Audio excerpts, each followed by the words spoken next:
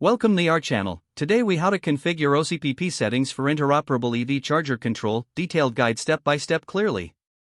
To begin configuring OCPP settings for interoperable EV charger control, ensure you have access to the charger's management system.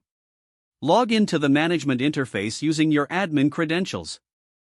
Navigate to the settings section of the application.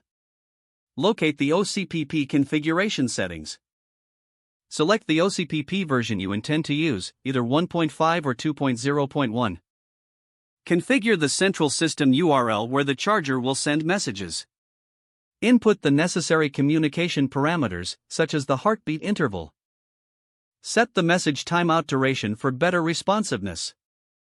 Enable or disable specific features according to your operational requirements.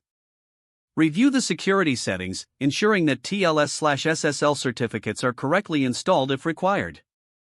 Adjust the vendor-specific parameters to ensure compatibility with your chargers. Save the settings and reboot the charger to apply the changes.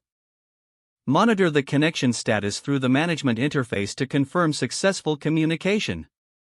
Conduct a test charging session to verify the OCPP configuration is functioning as expected.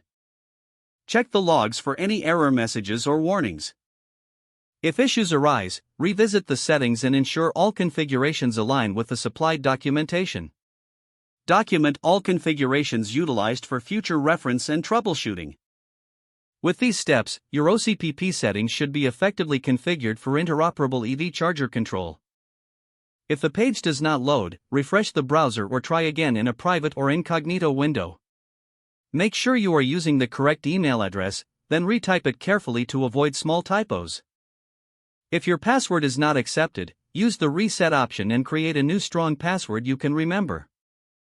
Check your spam folder for verification or security emails, then complete any requested confirmation. Enable two-factor authentication if available to improve account security and reduce unauthorized. After signing in, review your profile details so your contact information and settings. If you see an error message, note it down and try again after restarting your device and internet connection. Log out when you finish, especially on shared devices, to keep your account and payment information secure. If the page does not load, refresh the browser or try again in a private or incognito window. Make sure you are using the correct email address, then retype it carefully to avoid small typos. Don't forget to like this video and subscribe to our channel for more step-by-step tech guides.